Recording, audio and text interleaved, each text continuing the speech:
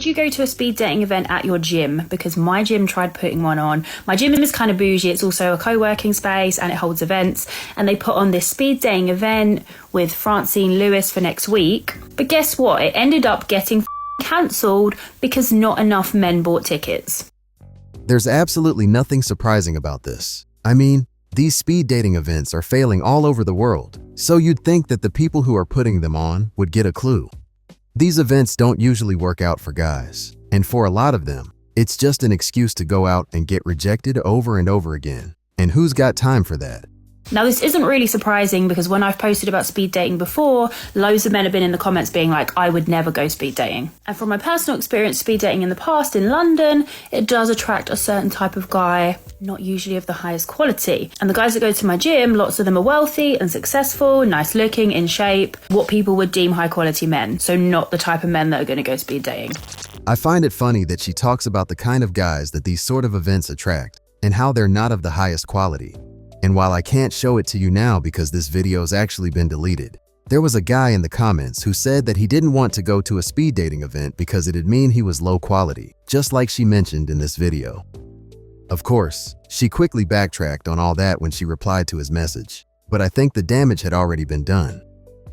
Saying all that though, she's right about the kind of men who women desire not going to speed dating events, because they just don't need to. These sorts of guys don't need help when it comes to dating, and they're probably getting more than enough attention from women. My friend had bought a ticket and got refunded and they said, hi, unfortunately we have to postpone and refund you for your speed dating event. While we had a great amount of ticket sales from women, unfortunately we didn't for men. We're looking forward to potentially rescheduling this event for April with multiple hosts. Please keep an eye out. I cannot see them rescheduling this because I just don't think the men will buy tickets. Which is sad because what a great way for women to meet super like-minded guys. Maybe they should do what they do for women at the nightclub, which is to let all the guys go in for free. Whether that'll attract the type of men women want, I doubt it, but at least they'd get more dudes showing up, right? At the end of the clip, she said that speed dating was a great way for women to meet like-minded guys. But how would that be possible if the majority of men who attend these sorts of events are low quality and not really desired by women to begin with? Here are my theories on why men do not go to singles events. I'm going to give you a breakdown of 4 different pools or categories that they all fall in, and I'll just kind of go into detail about why they're in this category. This should be good. And if you haven't done it already, guys, hit that like and subscribe button because it really helps out the channel and helps me to get better at creating content. But let's carry on. So one of my mutuals said that she went to a singles event recently and she noticed that a lot of men don't show up to them and just that the ratio of men to women is off by a lot. So category number 1 is the men who do not need to be there. So I call these the all-around great men. Now that's a title I could get used to. So the all-around great man consists of good character, emotional availability, emotionally in tune, career-oriented, family-oriented, monogamous, just all around a kind, caring, good man. Damn. This is such a politically correct answer and doesn't even attempt to address the qualities that a lot of women like in a man, such as his height, his income, his attractiveness, and whatever else might come with being a high-value guy. Of course, these things sound kind of shallow, so a lot of women would rather zoom in on the traits that this woman focused on. But if they were the only traits that mattered when it came to dating, I don't think the number of guys who are struggling to find someone would be that high. So that pool of men does not need to go to singles events. They don't need to be on dating apps because their energy and everything about them is just going to exude out in the world, and they're going to attract women everywhere they go. So this means like at work, if they're at the gym, if they're at a sporting event, like if they play on a rec league, women are just going to gravitate towards them because they can feel the energy, they can feel that he's a good guy, and they're going to want to date him.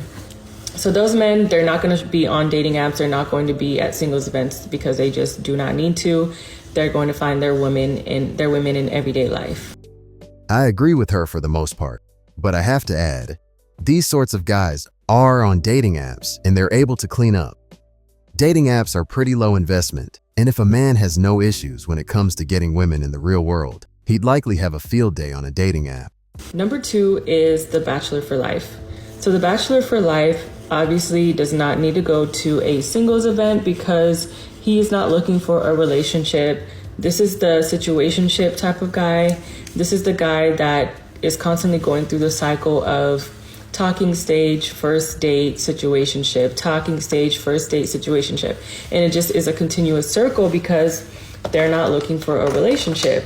And the reason these men are so successful at the situationship or bachelor for life lifestyle is because they lead with, I could possibly get into a relationship with you, but their intention is to never actually be in a relationship. So they keep women hanging on just by a little bit. Like they throw crumbs enough for the woman to think that one day he'll come around. These men are also single for life because they have this idea of a perfect woman in their head that doesn't exist.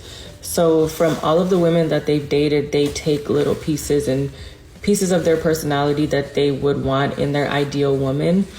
But because the ideal woman doesn't exist, they'll never find her. So they just constantly go from woman to woman, hoping to find the perfect woman, to find a woman to fit in that box that they've created, but it just does not exist. So they just repeat the cycle of first dates, talking stage, situationship, friends with benefits, and no woman is ever good enough to give commitment to or be in a relationship with. So these men are not going to be at singles events because they a lot of times are in friend groups that are co-ed friend groups where the lines are blurred between romantic and friendship.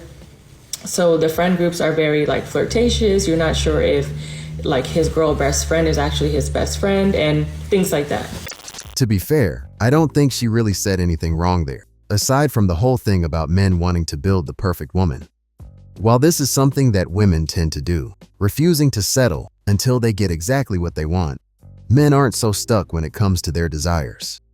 If a man has any intention of settling down and he meets someone he gets along with, is attracted to, and shares values with, he's probably going to settle down with her. Men are much less picky when it comes to finding a partner when compared to women. So while this might happen, I really don't think it's the majority of cases. So the third pool of guys are the guys who have a fear of rejection.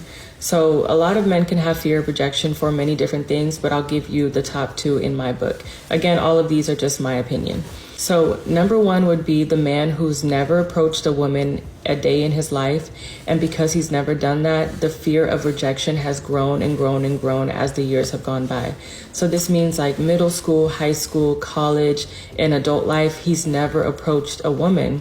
So because he's gone so long inflating this idea of what rejection will be like, the fear of rejection has become so big that it trumps him ever approaching a woman. And it's interesting because women are socialized to let men down kindly because for one, we're scared of being, you know what, if we say no. And number two, we're also just socialized to be kind or to be nice even when we're uncomfortable and we don't want to be kind and nice. So that fear of rejection is just irrational in my opinion because most women do let men down kindly.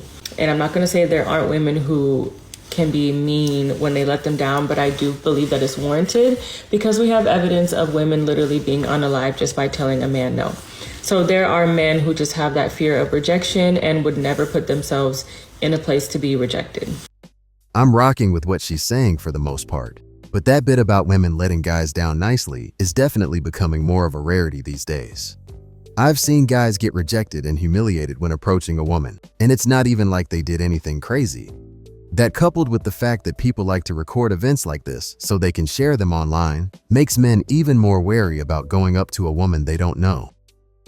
So while she and the people in her life might be nice every time they reject a guy, I promise you, that's not always the case, and fewer men these days are willing to risk getting shamed like that in public.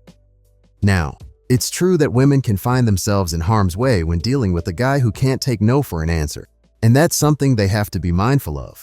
But it doesn't change the fact that a guy who's already nervous about approaching a woman has no idea as to how she's going to react to him the moment he opens his mouth.